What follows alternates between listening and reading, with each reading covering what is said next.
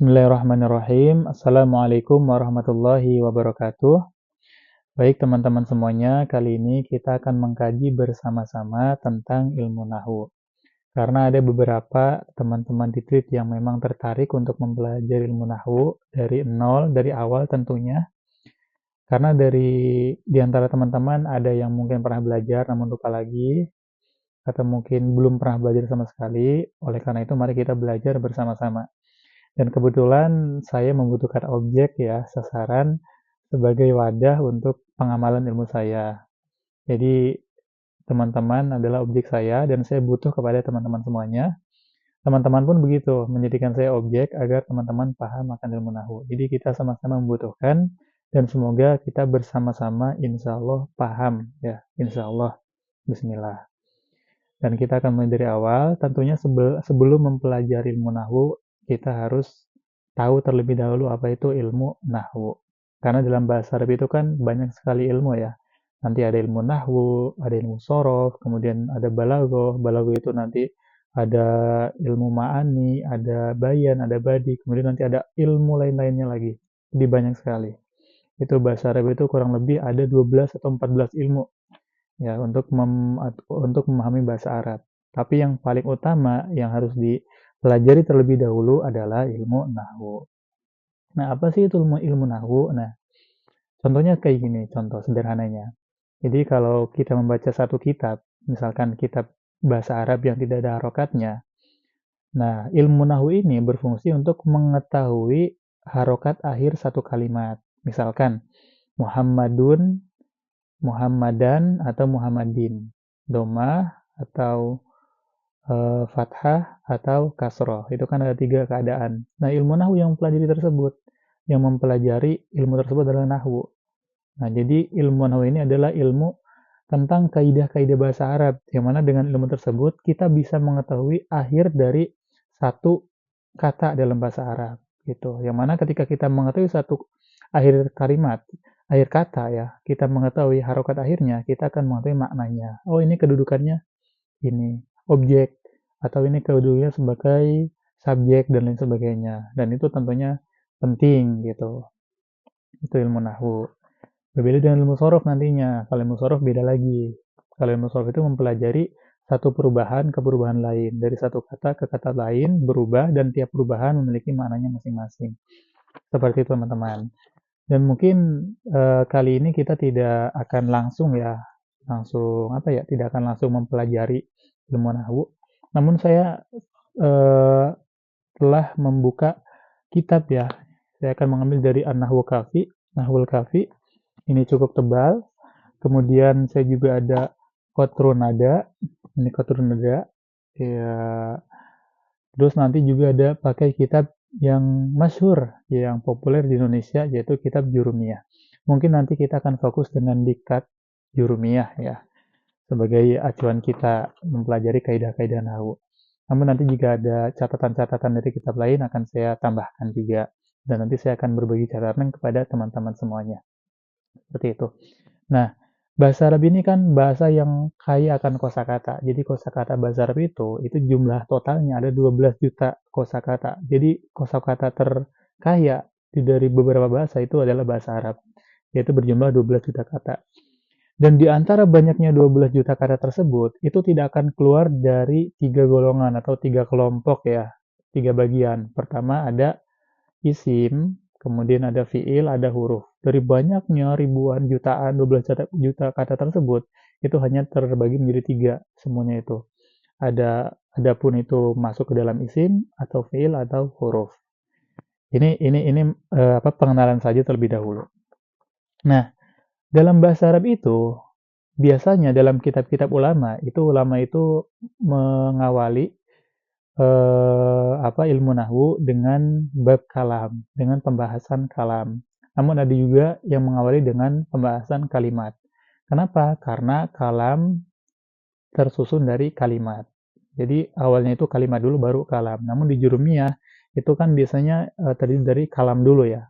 Namun di Qatrun Nada ini kalimat dulu. Dan saya nanti akan memberikan catatan semuanya insya Allah secara komplit agar teman-teman mudah memahaminya.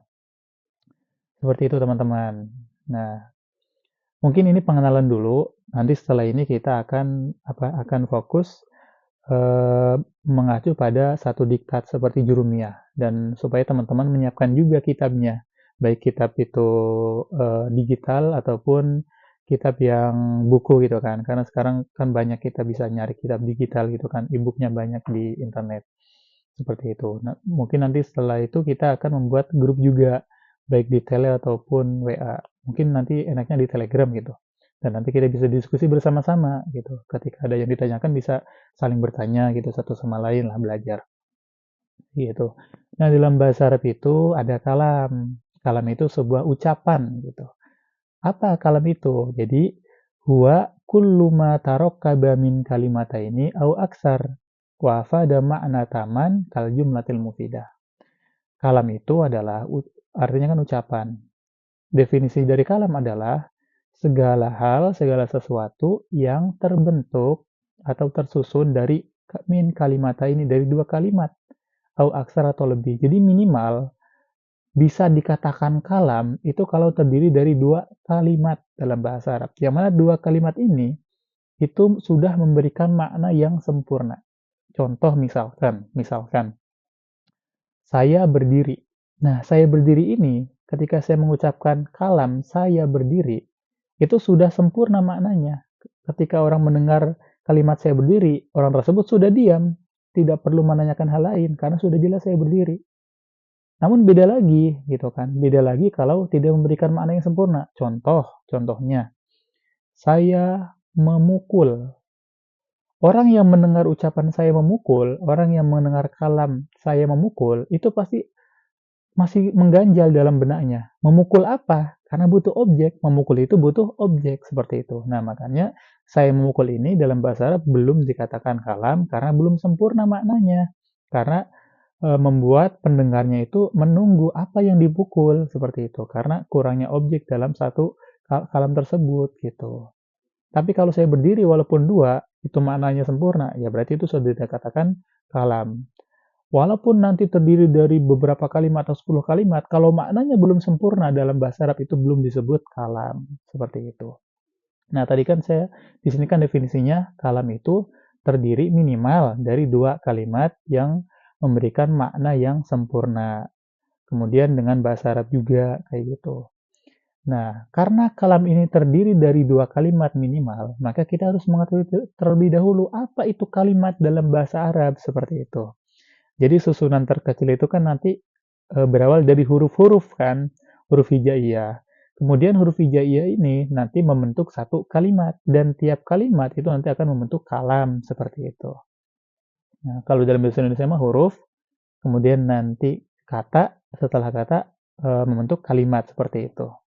Tapi kalau dalam bahasa Arab al-kalimat itu artinya kata. Kalau dalam bahasa Indonesia kan kalimat itu yang terdiri dari beberapa kata. Nah, itu perbedaannya. Nah, al-kalimatu definisinya itu qaulun mufradun. Jadi ini saya mengambil dari dua kitab ya. Kalam saya mengambil definisi dari An-Nahwul Kafi, sedangkan kalimat saya mengambil definisi dari Qatrun Nada. Nah, nanti beda lain dengan ketika kita sudah membuka diktat. Namun semuanya mengandung makna yang sama tujuannya gitu. Cuma pembahasan awal di Nahwu Kafi itu al-kalam. Tapi kalau di dalam Qatrun Nada pembahasan awalnya al-kalimat gitu. Maka yang lebih utamanya itu kita mendahulukan bab al-kalimat, kata. Karena kalam itu tidak tersusun, karena kalam itu tersusun bermula dari kalimat. Seperti itu. Qaulun mufradun. Al-kalimat itu adalah qaulun mufradun. Apa qaulun mufradun? Kata yang tunggal. Kata yang tunggal berarti yang tunggal. Misalkan kitab, pensil, kemudian lampu, itu kan satu kata semuanya. Itu adalah al-kalimat dalam bahasa Arab. Seperti itu. Dan kalimat dalam bahasa Arab itu dibagi menjadi tiga, sebagaimana yang saya sebutkan di awal tadi. Yang pertama apa? Yang pertama isim, ismun. Yang kedua adalah fi'il, fi'lun. Yang ketiga adalah harfun. Itu ismun, fi'lun, harfun. Jadi ada tiga. Kalimat itu terbagi menjadi tiga. Gitu. Karena kata itu terbagi menjadi tiga. baik itu masuk ke dalam golongan isim, atau masuk ke dalam golongan fiil, atau masuk ke dalam golongan huruf gitu. Di antara 12 juta kosakata, semuanya pasti masuk ke dalam salah satu dari 3 tersebut. Isim, fiil, atau huruf. Seperti itu teman-teman. Nah, cukup ya. Sepertinya ini sudah cukup. Sudah 10 menit lebih. Namun, saya akan menambahkan definisi sedikit saja. Nanti mungkin saya akan share juga catatan saya. Karena saya udah nyatat sendiri ini. Nih, saya udah nyatat. Kelihatan nggak? Nanti saya kasih tahu. Nah, apa itu isim? Isim itu mayadulu ala musamma. Sesuatu yang menunjukkan kepada satu nama benda atau nama sifat, nama orang, atau nama tempat, atau nama, iya, gitu. Jadi menunjukkan pada satu benda, isim itu. Yang mana nama tersebut tidak mengandung zaman, tidak mengandung waktu. Misalkan masjid. Masjid itu kan menunjukkan satu nama gitu kan, namanya masjid, nama tempat. Masjid ini tidak mengandung waktu. Jadi masjid ini masuk ke dalam isim. Contoh Muhammadun nama orang, Ibrahim, Ahmad nama orang. Itu juga isim, kata nama orang. Kenapa? Karena tidak menunjukkan kata waktu. Nah, seperti itu. Tidak dibarengi oleh kata waktu. Keterangan waktu maksudnya. Tidak dibarengi oleh keterangan waktu. Kalau fiil itu kata kerja. Yang mana kata kerja ini mengandung keterangan waktu. Contohnya, kalau dalam bahasa Arab itu fiil ada 3. Ada madi, mudore, ada amr. Madi itu masa lampau, mudore itu masa sekarang, juga masa yang akan datang, amr itu perintah. Gitu. Misalkan, doroba. Doroba itu fiil madi. Fiil madi ini memiliki makna lampau. Artinya, doroba itu kan memukul. Nah, karena fiil madi, jadi artinya dia telah memukul. Nah, doroba ini di dalamnya mengandung keterangan waktu di masa lampau. Makanya itu fiil, bukan isim. Yadribu akan memukul atau sedang memukul. Itu masa sekarang dan yang akan datang. Itu fiil mudhari. Kemudian idrib, pukullah gitu kan. Nah, itu mengandung keterangan waktu juga gitu karena memerintahkan untuk memukul di masa yang akan datang atau setelahnya gitu. Seperti itu teman-teman. Kemudian ada huruf. Nah, huruf ini kullu syai'in la yadharu ma'nahu illa ma ghairihi. Nah, huruf ini maknanya tidak sempurna kecuali dibarengi, kecuali disertai dengan kalimat lainnya. Jadi huruf ini tidak bisa berdiri sendiri. Berbeda seperti isim bisa berdiri sendiri. Muhammad ya udah jelas namanya Muhammad. Masjid ya masjid jelas. Al-ilmu misalkan ilmu itu isim, itu jelas. Kemudian asobru sabar itu juga isim, gitu. Udah jelas. Tapi kalau huruf ini nggak bisa berdiri sendiri. Jadi maknanya nggak sempurna kalau berdiri sendiri. Misalkan huruf itu ada fi, maknanya di dalam. Di dalam udah. Apa yang di dalam itu? Kan banyak pertanyaan, jadi kurang sempurna. Kemudian ala di atas. Apa yang di atas itu? Jadi kurang sempurna. Jadi butuh kepada isim atau fiil huruf itu. Seperti itu teman-teman. Nah, fa'ayi kalimah fil lughah arabiyyah la takhruj an hadhil aqsami salasa. Jadi semua yang ada dalam bahasa Arab itu tidak akan lepas dari 3 bagian tersebut, isim, fiil, dan huruf. Itu saja. Semoga bermanfaat bagi semuanya. Nanti teman-teman bisa juga mencatat, kalau ada yang kurang paham bisa ditanyakan.